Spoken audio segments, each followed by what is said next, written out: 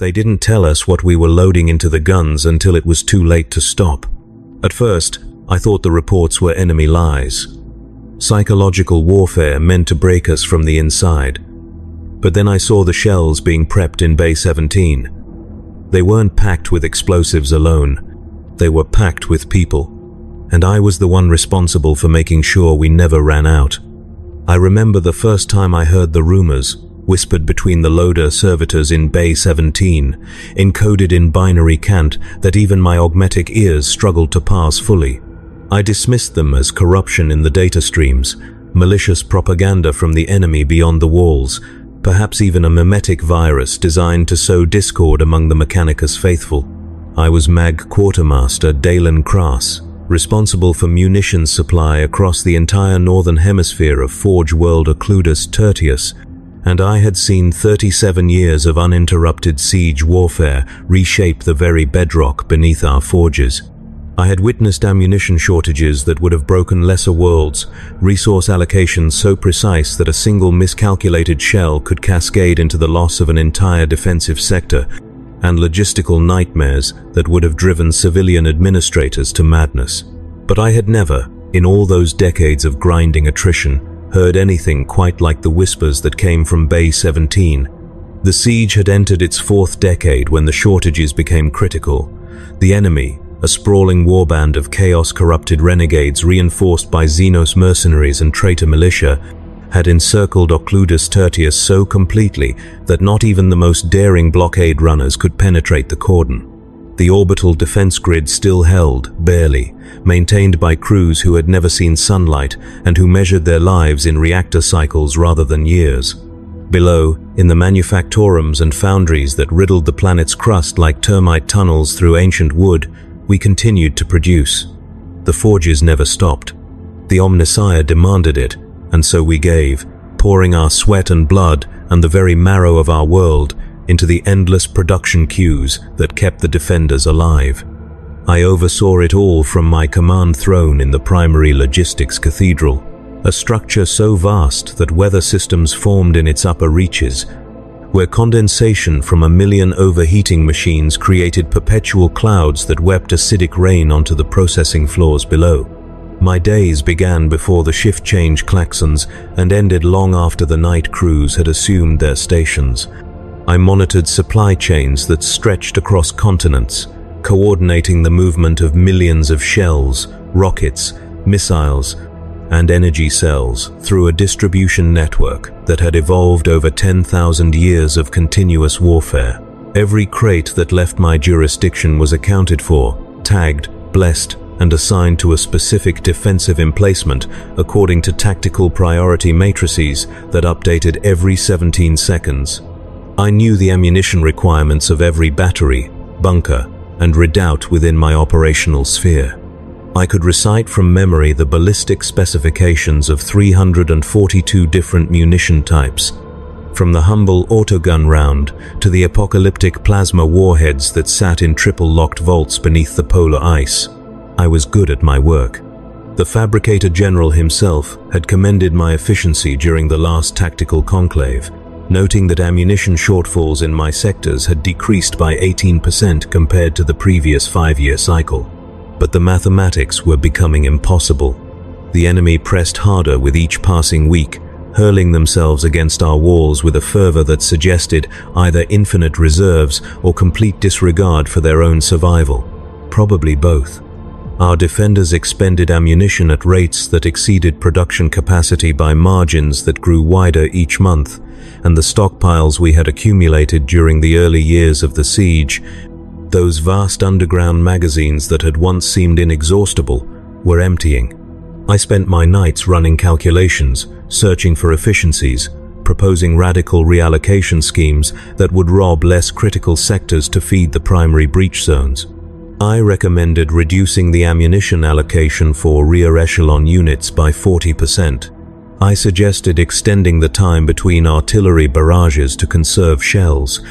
I even proposed, in a moment of desperation I am not proud of, reducing the quality standards for conventional munitions, accepting higher failure rates in exchange for increased volume. The Fabricator General rejected every proposal. The tactical situation, he explained in flat binaric that permitted no argument, demanded maintaining current engagement tempos. Any reduction in fire volume would allow the enemy to concentrate forces and achieve breakthrough. The mathematics of siege warfare were unforgiving. We could not produce less. We could not fire less. Therefore, we had to find alternatives. That was when the Biologists Exploitation Directorate entered my world. They arrived without warning. A delegation of 6 hooded figures accompanied by a full cohort of Skitari and bearing warrants sealed with the Fabricator General's personal sigil. Their leader, a creature that had long ago shed any pretense of humanity, introduced itself as Magos Genitor Volen Cross. Its voice emerged from a vox grill embedded in what might once have been a throat, modulated to a pitch that made my teeth ache. It carried a data slate containing specifications for a new munition type, classified under a designation I had never encountered. Payloads, personnel derived. Categories penal through civilian. I read the specifications 3 times before their meaning truly penetrated. The words were clinical, technical, describing trajectories and blast radii and psychological impact assessments with the same dispassionate precision used to detail conventional ordnance. But between the lines, in the spaces where my mind filled in the implications the text left unstated, I saw something that violated principles I had not realized I still possessed. They were proposing to load human beings into artillery shells and fire them at the enemy. Not as soldiers, not as paratroopers or assault troops equipped for combat, as ammunition itself. Magos Cross explained the principle with the patience of a teacher instructing a slow student. The Forge world's penal battalions, swollen with criminals, heretics, and those who had failed in their production quotas, represented a vast, untapped resource. These individuals consumed food, water, and air but produced nothing of value. Their traditional deployment as expendable infantry had proven inefficient, with casualty rates exceeding 90% within hours of engagement and minimal tactical impact. But their mass, their biological density, their capacity to suffer and to scream, all of these represented potential energy that could be harnessed through proper application of Mechanicus principles. The Biologists Exploitation Directorate had developed a procedure, part surgery and part sacrament, that would transform condemned personnel into payload. They would be modified, compacted, integrated with explosive compounds and shrapnel matrices, sealed into specially designed shells, and delivered to the enemy positions at terminal velocity. The effect, Magos Cross assured me, would be devastating. The enemy, already struggling with morale issues, according to our intelligence assessments, would be forced to confront not merely explosive force but the psychological horror of their opponents, literally raining human remains upon them. The blast pattern would combine kinetic energy, chemical explosive, and fragmenting biomass in ways that conventional munitions could not replicate. And the resource efficiency was remarkable. Each penal soldier converted into payload represented a net reduction in logistics burden. Elimination of a food and water consumer, and delivery of explosive force equivalent to approximately 15 kilograms of conventional ordnance. The mathematics, when properly calculated, demonstrated clear superiority over maintaining traditional penal battalions. I asked the questions I knew I should ask. What about the ecclesiarchy? What about the commissariat? What about the basic doctrines of Imperial Guard deployment that had governed warfare for 10,000 years? Magos Cross dismissed each concern with data. The ecclesiarchy had reviewed the theological implications and found no violation of sacred doctrine, provided the condemned received proper last rites before processing. The commissariat had endorsed the program enthusiastically, noting that it provided a far more certain and controlled method of ensuring penal troop expenditure than traditional human wave assaults. As for doctrine, the Imperium had always treated its soldiers as ammunition of a sort, spending lives to purchase objectives according to calculated exchange rates. This merely made the metaphor literal and optimized the conversion ratio. The Fabricator General's orders were explicit. I was to integrate the new payload type into my logistics network, establish production quotas, coordinate with the biology's facilities for processing, and ensure steady supply to designated artillery batteries. The program would begin immediately with volunteer test subjects from the most grievously condemned penal units. If results proved satisfactory, scale would increase until personnel-derived payloads represented 15% of all munitions fired in critical sectors. I returned to my command throne and began the work. What else could I do? I was a cog in the Omnissiah's great machine, and the Omnissiah demanded that I adapt, that I optimize, that I serve. I created new supply codes in the logistics database, designating storage facilities for the processed payload, establishing transport schedules that would move human munitions from the biologist processing centers to forward magazines without interfering with conventional ordnance flow.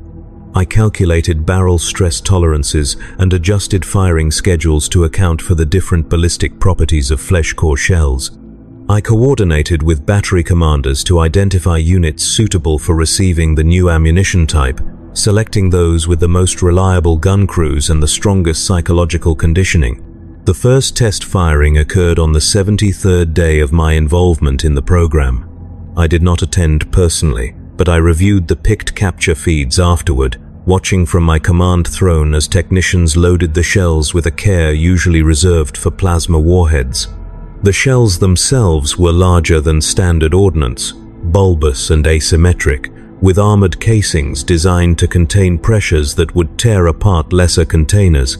Through the targeting scopes, I watched them arc across the blasted landscape between our walls and the enemy trenches, watched them descend with terrible precision, watched them detonate. The explosions were wrong. That was my first coherent thought. They lacked the clean spherical blast pattern of conventional high explosive. Instead, they blossomed irregularly, throwing debris in asymmetric cones, leaving impact craters that seemed too deep and too ragged.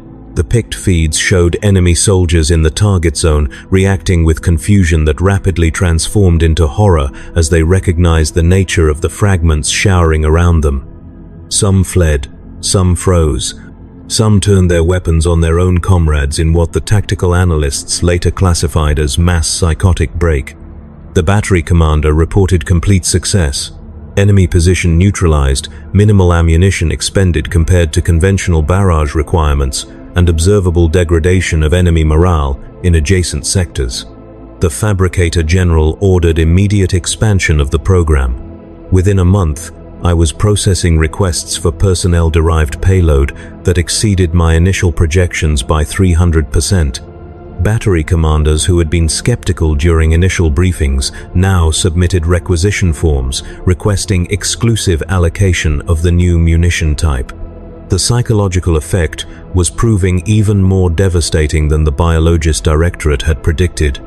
Enemy soldiers abandoned positions after witnessing payload impacts, their resistance collapsing not from material destruction, but from the sheer wrongness of the weapon being employed against them. Entire companies surrendered rather than face another barrage of human shells. The tactical situation, which had been steadily deteriorating for years, stabilized and then began to reverse. I performed my duties with the efficiency the Omnissiah demanded. I tracked inventory, managed distribution, ensured quality standards were maintained in the processing facilities. The Biology's Directorate had refined their procedures significantly, reducing processing time from 6 hours to just over 2 while improving payload stability and increasing explosive yield per unit mass. They had developed specialized strains of combat drugs that kept the payload conscious until the moment of impact, maximizing the psychological component without compromising structural integrity. They had designed enhanced compression techniques that allowed them to fit multiple personnel into a single shell casing, creating cluster payloads that detonated in sequence for extended area denial. The penal battalions emptied rapidly. Men and women condemned for crimes ranging from murder to minor production shortfalls found themselves diverted from the traditional punishment details to the Biology's processing centers. I signed off on the transfers, thousands of names reduced to alphanumeric designations in my logistics database. They became part of the supply chain, no different from iron ore or promethium, raw material awaiting transformation into finished product. The processing centers ran 3 shifts, their output measured in shells per hour rather than lives processed. I optimized the workflow, identifying bottlenecks and inefficiencies, recommending procedural changes that increased throughput by 17%. I began to dream of spreadsheets populated with human designations. I would wake in my quarters, a small room adjacent to the command throne chamber that I rarely left for more than a few hours at a time, with the taste of metal in my mouth and the certain knowledge that I had spent my sleeping hours calculating optimal compression ratios for payload density. The dreams never felt like nightmares. They felt like work, an extension of my waking responsibilities that my unconscious mind continued to process during rest cycles. The other MAG quartermasters began to avoid me. Not overtly, nothing so obvious as to constitute insubordination or social censure, but I noticed the subtle shifts in behavior. Conversations would pause when I entered a room, then resume along carefully neutral topics. Requests for consultation came through data channels rather than in person. During the weekly logistics conclaves, my colleagues would listen to my reports with the kind of focused attention usually reserved for enemy Vox intercepts, searching my words for some sign of the corruption they suspected had taken root in my soul. They were wrong, of course. I was not corrupted. I was optimized. I had simply recognized a truth that they still resisted. The fundamental principle that resources must be allocated according to value, and that value must be calculated purely in terms of utility toward the greater objective. The Imperium had always operated on this principle. Every Imperial Guard regiment, every hive world, every agricultural colony existed solely to feed the war machine that protected humanity from annihilation. Individuals mattered only insofar as they contributed to collective survival. The personnel-derived payload program merely made this truth explicit, stripping away the comforting fictions that allowed lesser minds to pretend otherwise. The penal battalions ran dry on day 147. I submitted a report to the Fabricator General noting that current payload consumption rates would exhaust available condemned personnel within 6 weeks unless alternative sources were identified. The response arrived within an hour, a data package containing revised definitions of criminal status and new categories of eligible personnel. The definitions had expanded significantly. Production workers who failed to meet quotas 3 times in a single month could now be reclassified as saboteurs and diverted to payload processing. Support staff who demonstrated insufficient zeal in their duties could be condemned for spiritual corruption. Families of condemned individuals could be designated complicit in their crimes and processed alongside the primary offender. The categories went on, page after page of carefully worded criteria that transformed vast segments of the Forge World's population from protected citizens into potential ammunition. I integrated the new parameters into my logistics database without comment. The supply chains adjusted automatically, processing facilities receiving new consignments of personnel drawn from populations that had previously been exempt from such consideration. The output numbers stabilized, then began to climb again as the Biologies Directorate accessed a suddenly vast reservoir of raw material. The tactical situation continued to improve. Enemy positions that had held firm for years began to collapse under the sustained psychological assault of human ordnance raining from the sky. The first civilian was processed on day 163. Her name appeared in my morning logistics brief, a single line item among thousands, distinguished only by the asterisk indicating non-military designation. I pulled her file, a habit I had maintained from my earlier days in logistics when I still attempted to track individual munitions through the deployment cycle. She had been a chemical processor, 3rd class, assigned to a toxin synthesis facility in the southern industrial sectors. Her crime was listed as gross negligence, resulting in the loss of materiel, Further investigation revealed that she had miscalibrated a mixing vat, leading to the destruction of 1,700 liters of corrosion agent. The value of the lost materiel, calculated at current scarcity rates, exceeded her projected lifetime economic output by a factor of 4.3. The mathematics were clear. She was worth more as payload than as processor. I closed the file and moved on to the next item in my queue. There were 8,000 shells requiring distribution that day, and obsessing over individual payload composition served no tactical purpose. The months compressed into an endless cycle of production, distribution, and calculation.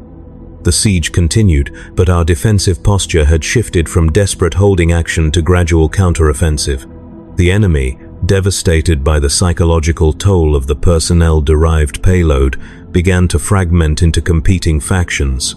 Some units retreated entirely, abandoning their siege positions to flee into the ash wastes beyond the walls. Others launched suicidal assaults, preferring direct combat to the horror of waiting for the next barrage of human shells. The tactical analysts projected that we would achieve complete enemy expulsion within 18 months, a timeline that would have seemed fantastical just a year earlier. The processing facilities expanded to meet demand, consuming entire city blocks as the Biologist Directorate optimized their operations for scale. I visited one facility during a routine inspection, my first direct exposure to the processing operations I had been supporting from my command throne. The facility occupied a former residential district, its original structures gutted and rebuilt into a vast assembly line for human transformation. Conveyor systems moved the condemned through a series of stations, each performing a specific modification according to carefully calibrated procedures. Augmetic integration to enhance structural stability. Chemical infusion to optimize combustion properties. Compression and sealing into shell casings, designed to withstand the enormous pressures of artillery firing. The condemned were conscious throughout most of the procedure. The biology's technicians explained that maintaining awareness improved payload stability by preventing the biological shutdown responses that could compromise explosive yield. They remained conscious even after being sealed into the shells, their perception limited to whatever their modified sensory organs could detect through the armored casing. They would remain conscious during loading, during the explosive launch that sent them hurtling toward the enemy, during the brief flight through air that screamed past at supersonic velocity. They would remain conscious until the moment of impact, when the explosive core detonated and transformed them into rapidly expanding shrapnel. I watched the process for 7 hours, observing every station, noting inefficiencies and opportunities for optimization. I submitted 14 recommendations for procedural improvement that evening, all of which were implemented within a week. The facility's output increased by 9%. The other MAG quartermasters stopped speaking to me entirely. I noticed but did not care. My efficiency ratings had never been higher, and the Fabricator General's commendations appeared in my message queue with increasing frequency. I had become the Imperium's ideal servant, a perfect instrument of resource allocation unconstrained by sentiment or doubt. The shortage arrived like a biological plague, spreading through my logistics network with a speed that defied my predictive models. We were winning. The enemy was collapsing. The tactical situation had transformed from desperate siege to imminent victory, and we were running out of payload. The mathematics were brutally simple. The expanded consumption of personnel-derived munitions had created a tactical doctrine that depended on maintaining current deployment rates. Battery commanders structured their fire plans around payload availability. Commissars calculated enemy morale degradation based on sustained psychological pressure, and strategic planners projected victory timelines that assumed uninterrupted supply. But the Forge world's population, even with the expanded eligibility criteria, was finite, and we were burning through available personnel at rates that would exhaust all categories, including the previously protected civilian sectors, within 4 months. I ran the calculations 17 times, searching for errors in my methodology, hoping to find some flaw that would invalidate the projections. The numbers remained constant. We would run out of people before we ran out of war. The Fabricator General convened an emergency logistics conclave to address the crisis. I attended via hololith projection, my physical presence being too valuable to risk in transport through the increasingly chaotic city levels. The conclave chamber was a vast sphere lined with display surfaces showing real-time tactical data, supply chain visualizations, and projected resource consumption curves. 27 MAG quartermasters floated in the space, their augmented forms rendered as geometric abstractions of light and data. The Fabricator General occupied the chamber's center, a towering presence of brass and steel that radiated authority like heat from a forge. The discussion began with tactical assessments. Victory was within reach, closer than anyone had dared hope during the dark years of early siege. The enemy was broken, scattered, unable to mount coordinated resistance. We simply needed to maintain pressure for another 6 to 8 months to achieve complete expulsion. The problem was resources, specifically the particular resource that had proven most effective in breaking enemy morale. Solutions were proposed. Expand eligibility criteria further to include anyone whose economic value fell below calculated thresholds. Begin processing the elderly and infirm, whose remaining productive years were minimal. Accelerate processing of criminal dependents, including children beyond a certain age. Each proposal was evaluated through pure mathematical analysis, lives reduced to data points in equations measuring explosive yield against population sustainability. The debate continued for 6 hours. Every proposal encountered the same fundamental problem: scale. The Forge world's population had already been reduced by 17% through penal processing and expanded eligibility programs. Further reduction would begin to impact critical industrial operations, creating supply shortages in other areas that would ultimately undermine the war effort more than the loss of personnel-derived payload. We had optimized ourselves into a corner, creating a weapons system so effective that maintaining it threatened the very foundation it was meant to protect. Magus Genitor Volan Cross proposed the final solution. Its voice emerged from the hololith with the same mechanical precision I remembered from our first meeting, unchanged by the months of industrial-scale human processing it had overseen. The Biologist Directorate, it explained, had developed enhanced compression techniques that could reduce required personnel mass per shell by 40% while maintaining equivalent explosive yield. The procedure was more intensive, requiring longer processing times and more extensive augmentation, but it would extend available payload resources by 6 months. Combined with carefully managed population culling that prioritized the least productive segments, the program could sustain operations through to projected victory.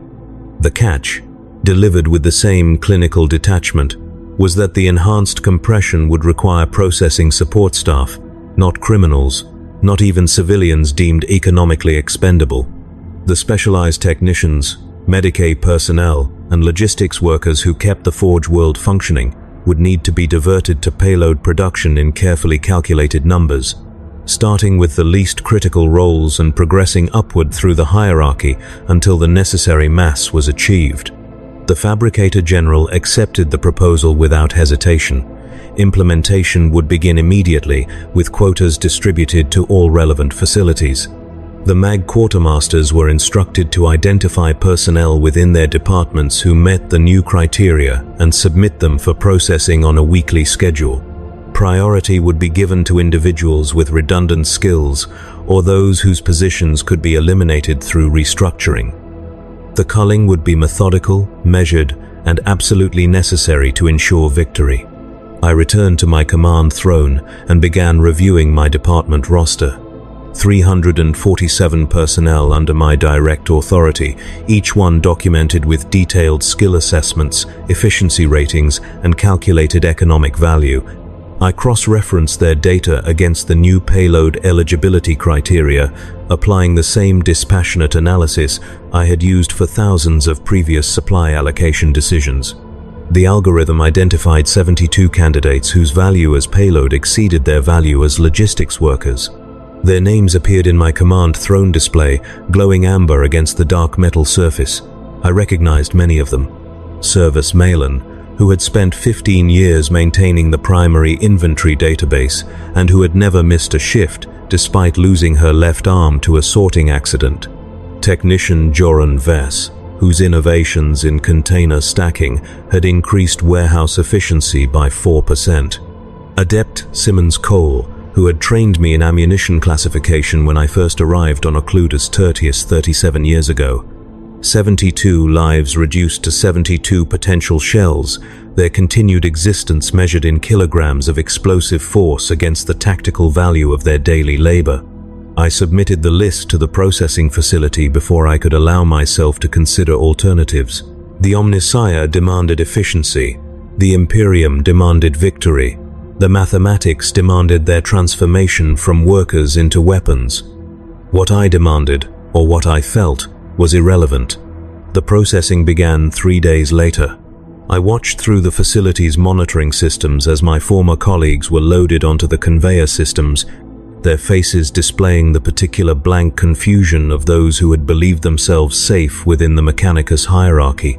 Some resisted initially, struggling against the restraints until Biologis technicians administered compliance drugs that left them docile and confused. Others accepted their fate with the resignation of those who had always known, on some fundamental level, that they were ultimately expendable. All of them passed through the stations I had helped optimize, their bodies modified and compressed and integrated with explosive compounds according to procedures I had personally refined. Adept Simmons Cole recognized me through the monitoring feed. Her eyes, still unmodified in the early stages of processing, tracked the surveillance servo skull as it passed overhead. I convinced myself that she understood, that she recognized the necessity of her transformation, that she forgave me for making the calculations that had selected her for payload conversion.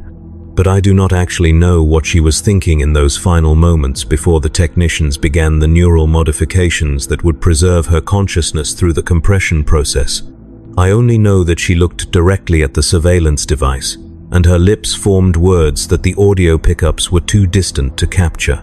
The shells produced from my department personnel were designated for use in the final offensive operations, assigned to elite artillery batteries that had proven most effective at exploiting the psychological impact of human ordnance. I tracked their deployment through my logistics database, watching as each shell was transported to forward positions, loaded into firing chambers, and launched toward enemy concentrations. I noted impact coordinates, assessed blast effectiveness, calculated the tactical value they had produced through their final service to the Imperium. Adept Simmons Cole's shell achieved a direct hit on an enemy command bunker, neutralizing 17 enemy officers and triggering a cascade of command failures that resulted in the collapse of an entire enemy sector. Her value as payload had exceeded her value as instructor by a factor of over 100. The mathematics vindicated my decision. The Omnissiah had been served. The Imperium advanced toward victory. I should have felt satisfaction. I should have felt the cold certainty of duty fulfilled, of resources properly allocated, of sacrifices justified by tactical success. Instead, I felt nothing at all. Not horror, not guilt, not even the grim satisfaction of difficult necessity accepted. Just an absolute emptiness, a void where my capacity for emotional response to human transformation had once existed. I had become what the Imperium needed, a perfect instrument of calculated expenditure, capable of reducing any life to its component tactical value without hesitation or doubt. The other personnel from my department were processed over the following weeks, their shells distributed across multiple batteries for maximum strategic impact. The processing facilities requested my continued recommendations for optimization, and I provided them, suggesting modifications to the compression procedures that could increase yield by an additional 3%. My efficiency ratings climbed to unprecedented levels. The Fabricator General himself transmitted personal commendation for my unwavering dedication to logistical excellence in support of the war effort. The siege entered its final phase 6 months after the enhanced compression program began. The enemy, reduced to scattered remnants incapable of coordinated resistance, launched a desperate final offensive that broke against our walls like water against adamantium. The batteries unleashed devastating barrages of personnel-derived payload, the sky darkening with hundreds of shells containing the compressed remains of those deemed more valuable as ammunition than as citizens. The psychological effect was total. Enemy soldiers surrendered en masse, their will shattered by the sustained horror of their opponent's absolute disregard for human preservation. Those who did not surrender fled into the wastes, abandoning weapons and equipment in their desperation to escape the zone where humans were transformed into rain. Victory was declared on day 412. The siege of Occludus Tertius had ended. The Forge world had survived. Production could resume at peacetime levels, rebuilding the stockpiles that had been exhausted during 40 years of desperate defense. The Fabricator General addressed the entire Forge world through the Vox network, his voice transmitted through millions of speakers in a mechanical benediction of success and sacrifice. He praised the courage of the defenders, the brilliance of the engineers, and the unwavering devotion of the workers who had given everything in service to the Omnissiah and the Imperium. He did not mention the personnel-derived payload program, neither did any of the other officials who spoke during the victory celebrations. The weapon that had won the siege was quietly erased from official records, its tactical data classified under seals that would prevent access for 1,000 years. The processing facilities were demolished, their structures reduced to rubble that was buried beneath new construction. The Biology's Directorate personnel who had developed and refined the procedures were reassigned to distant Forge worlds, scattered across the Imperium to prevent any concentration of expertise that might allow reconstruction of the knowledge. The Imperium wanted to forget what it had done. The Mechanicus wanted to pretend the calculations had never been performed. The defenders wanted to convince themselves that victory had been achieved through courage and steel, rather than through the systematic transformation of 47,000 human beings into explosive shells. I was reassigned to ammunition logistics for reconstruction operations, a position of slightly reduced authority that effectively represented a silent censure for my role in the program. My colleagues, those who had survived both the siege and the subsequent cullings, avoided me with greater determination than before. I had become a reminder of calculations they preferred to forget, a living monument to the cost of survival measured in compressed flesh and shattered consciousness. I performed my new duties with the same efficiency I had applied to every assignment throughout my career. I managed supply chains, optimized distribution networks, ensured that reconstruction operations received necessary resources according to tactical priorities. I did not think about the personnel-derived payload program. I did not dream of spreadsheets populated with human designations. I did not calculate the explosive yield of the workers I supervised or consider their potential value as ammunition. Those calculations were no longer necessary. The siege was over. The war had moved elsewhere. The Imperium had survived and could afford to pretend, at least for a while, that its citizens were more than resources awaiting expenditure. But I knew the truth. I had performed the calculations. I had witnessed the transformation. I had optimized the process that turned living, breathing, feeling humans into ballistic payload and measured their final value in blast radius and psychological impact. I had done it willingly, efficiently, without hesitation or doubt, and I had been rewarded for it, praised by the highest authorities in the Mechanicus hierarchy for my unwavering commitment to tactical necessity. The Imperium uses humans as ammunition because the mathematics of survival sometimes demand it, because resources must be allocated according to value, and value must be calculated without sentiment or hesitation, because the galaxy is vast and hostile and utterly indifferent to human suffering, and survival requires transforming ourselves into instruments of destruction so efficient that even our deaths become weapons. I understood this now with a clarity that erased any remaining illusions about the nature of the Imperium I served. We were all ammunition, ultimately. Some of us were simply loaded into more metaphorical guns, our expenditure measured in years of labor rather than seconds of explosive force. But the fundamental calculation was identical. We existed to be consumed by the war machine, our individual humanity subsumed into the collective necessity of species survival. The only difference was the efficiency of the conversion process. The reconstruction proceeded according to schedule. The Forge world's population began to recover as new workers arrived from overpopulated hive worlds, replacement labor for those who had been expended during the siege. The manufactorums resumed full production, forges blazing day and night, as we rebuilt the stockpiles necessary to support Imperial operations across the sector. Life, such as it was on a Forge world, returned to something approaching normalcy, but Bay 17 remained empty. The chamber where I had first heard the rumors, where servitors had whispered in corrupted binary about living ammunition, had been sealed after the siege. Official records claimed contamination from an industrial accident, but I knew the real reason. The Mechanicus wanted no reminders of what had occurred in that bay, no possibility that the knowledge might spread or be rediscovered. The servitors had been mind-wiped, their data cores purged of any memory that might reference the program. The bay itself would remain sealed for a century, perhaps longer, until enough time had passed that no living human remembered what had transpired there. I sometimes stood outside Bay 17 during my inspection rounds, looking at the sealed bulkhead and remembering the first time I had heard those whispers. I had dismissed them as propaganda, as corruption, as impossible fiction designed to sow fear and discord. I had been wrong. The rumors were true.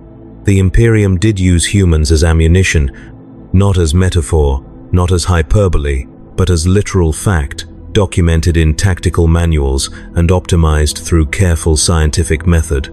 And I had been the one to make it work. I had refined the logistics, optimized the procedures, calculated the values that justified transforming people into shells. I had done it with the same dedication I applied to every task, the same unwavering commitment to efficiency that had defined my entire career. I had served the Omnissiah, served the Imperium, served the abstract principle of collective survival that demanded individual sacrifice without limit or hesitation. The question that I could not answer, the calculation that resisted every analytical framework I possessed, was whether any of that had been worth it. We had survived the siege, the Forge world endured, the manufactorums continued to produce. But the cost, measured in something other than resources and tactical value, remained beyond my ability to calculate. I had the numbers.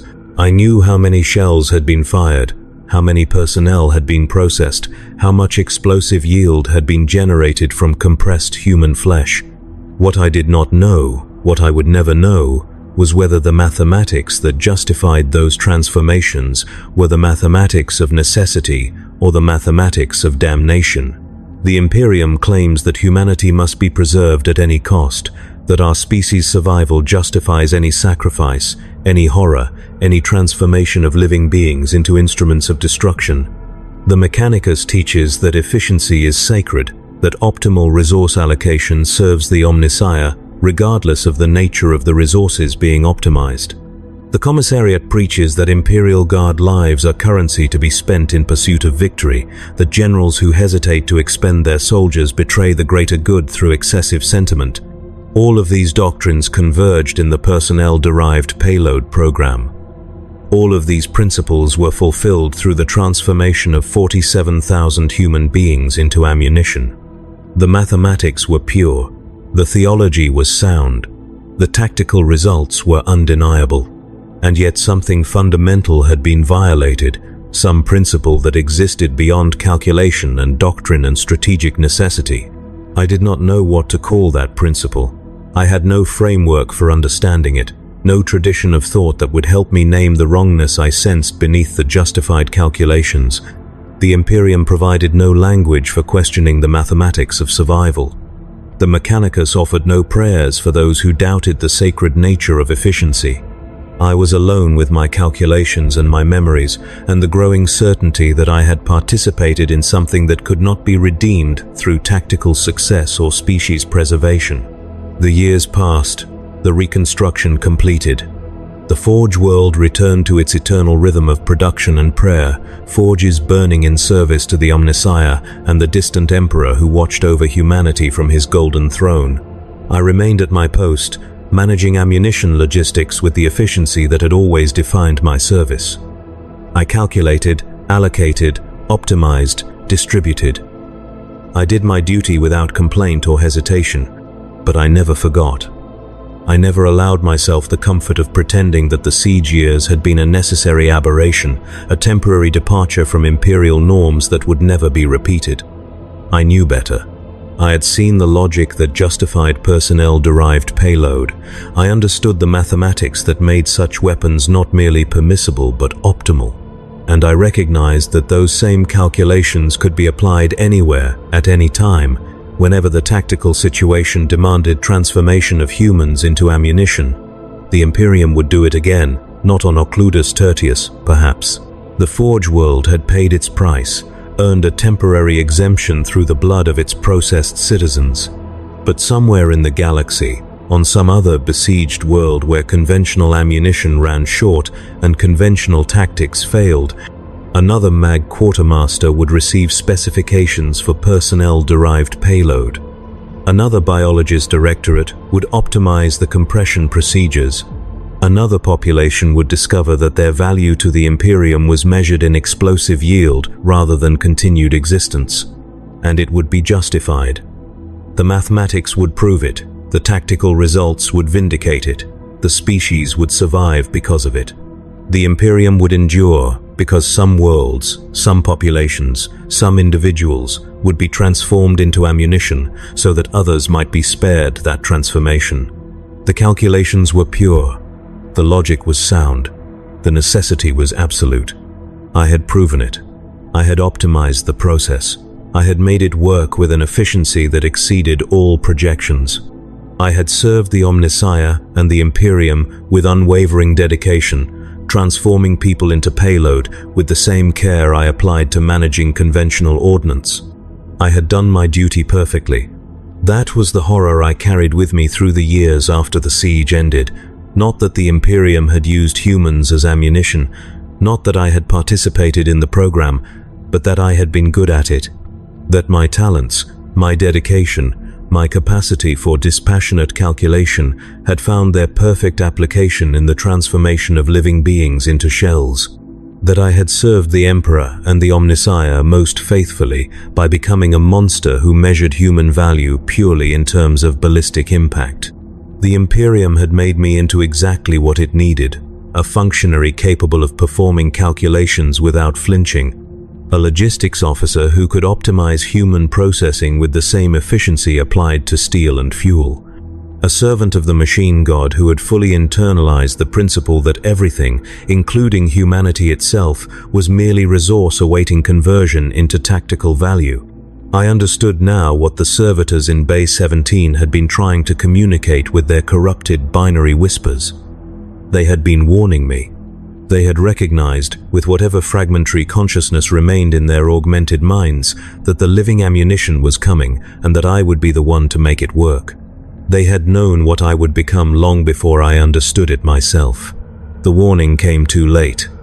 Or perhaps it came at exactly the right moment, ignored by a mind that needed to ignore it to fulfill its purpose. I would never know. The servitors were gone, their memories wiped, their warning lost to time and deliberate erasure. All that remained was the knowledge they had tried to share, the truth about living ammunition that I now carried alone. The Imperium uses humans as ammunition because the mathematics of survival demand it. Because tactical necessity transcends moral constraint. Because in a galaxy of endless war, every resource must be exploited to maximum efficiency, including human life itself. The artillery shells that rain death upon enemy positions contain explosive compounds and metal fragments and carefully calibrated timing mechanisms. And sometimes, when the situation demands it, they contain people, compressed, modified, conscious, until the moment of detonation, transformed from citizens into payload through procedures optimized for maximum yield. I made it work. I calculated the values, managed the logistics, ensured the steady supply of human shells that broke the enemy's will and secured victory. I performed my duty with perfect efficiency, measuring success in blast radius and psychological impact rather than in the humanity destroyed through each launch sequence.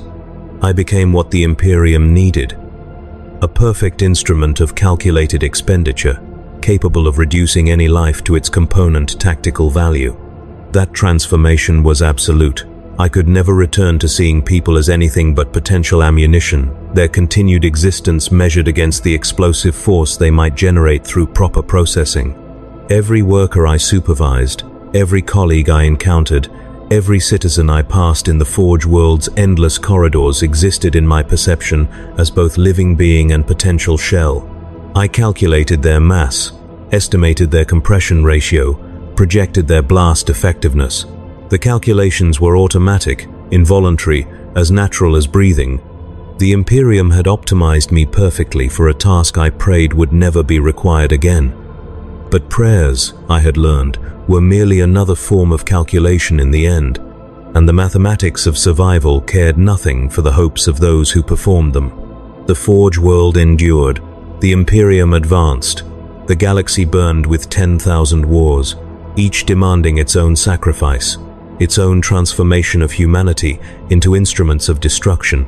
And somewhere in the vast logistics networks that supplied those wars, other MAG quartermasters reviewed specifications for new ammunition types, integrated them into supply chains, calculated the values that justified human transformation. I knew this with the certainty of one who had walked that path himself. The personnel-derived payload program on Occludus Tertius was not an anomaly, it was a template, a proof of concept that would be referenced in classified tactical manuals, studied by Mechanicus adepts seeking optimal resource allocation, implemented wherever conventional ammunition proved insufficient and human populations proved available.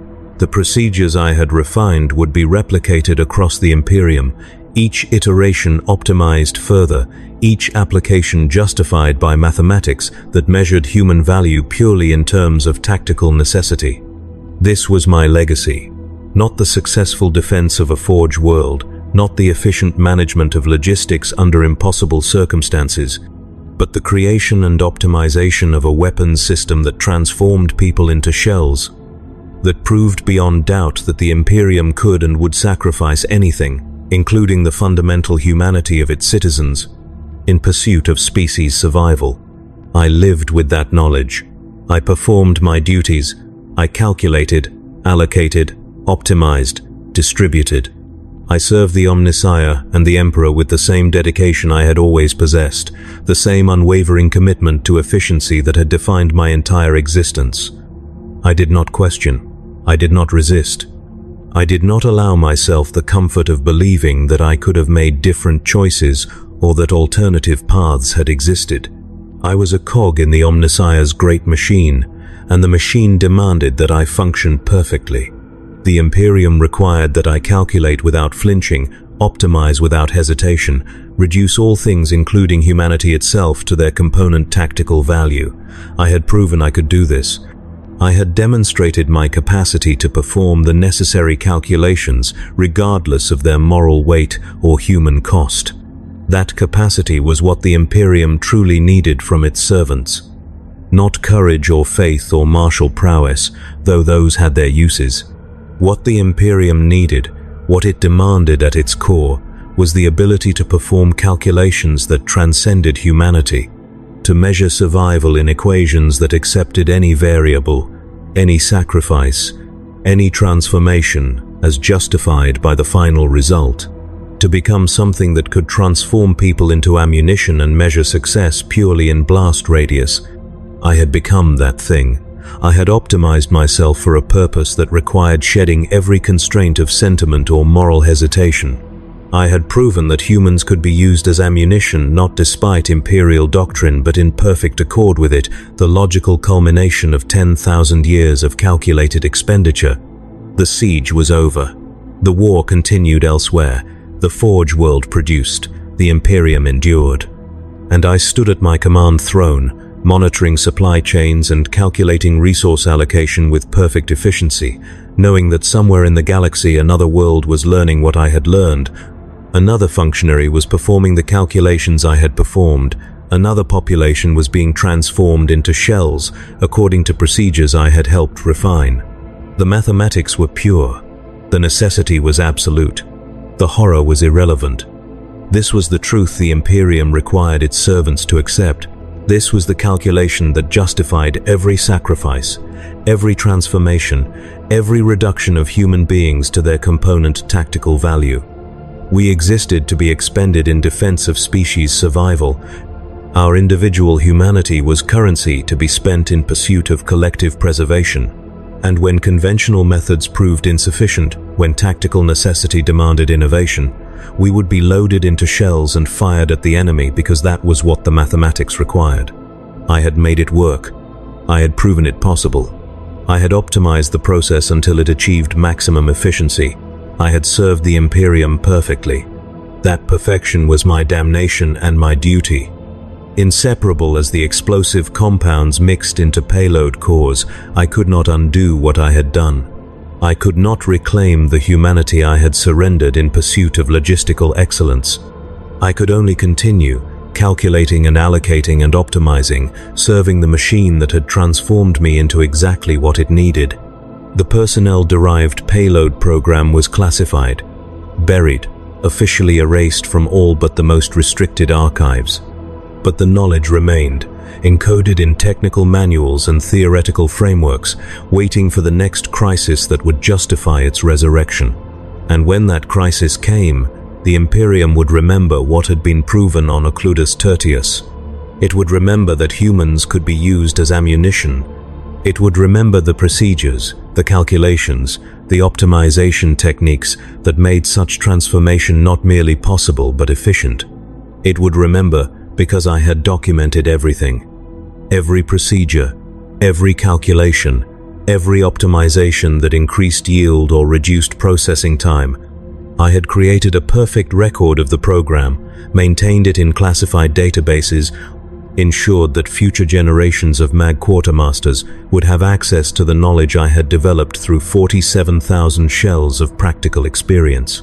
That was my final service to the Imperium. Not the successful defense of a single forge world, but the preservation of techniques that could be applied anywhere the mathematics demanded human transformation into ammunition. I had made the horror replicable. I had turned atrocity into doctrine, transformed moral violation into optimized procedure, reduced the destruction of human dignity into technical manual specifications. The Imperium would use humans as ammunition again, and again, and again.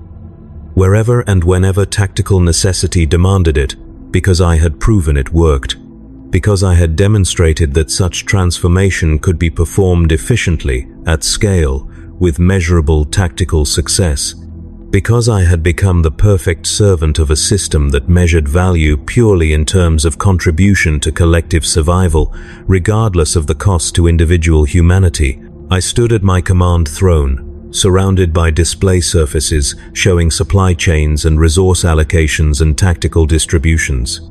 The forge world hummed around me, alive with the endless rhythm of production and prayer. The Imperium endured, vast and terrible and absolutely necessary, and I calculated, allocated, optimized, served. This was what it meant to be a servant of the Emperor. This was the truth beneath every prayer, every benediction, every promise of salvation through service. The Imperium survived because it could perform the necessary calculations without flinching, because it could reduce humanity to ammunition when the mathematics demanded it, because somewhere in its vast bureaucracy there existed functionaries capable of optimizing human destruction with the same efficiency applied to conventional ordnance. I was one of those functionaries, perhaps the best of them. Certainly the most thoroughly documented. My work would echo through millennia, referenced in classified manuals, studied by future generations seeking to replicate my success. The techniques I had developed would be applied to populations I would never meet, on worlds I would never see, by officers who would never know my name but would follow procedures I had refined. This was immortality of a sort, not the glorious remembrance granted to heroes and saints, but the quiet perpetuation of technical excellence. I would be forgotten as an individual, but my calculations would endure. My optimization techniques would persist. My procedures for transforming humans into ammunition would be replicated across the Imperium until the technique became standard doctrine, one more tool in the endless arsenal deployed against the galaxy's threats. The horror of it was perfect. The logic was flawless. The necessity was absolute. And I had made it work.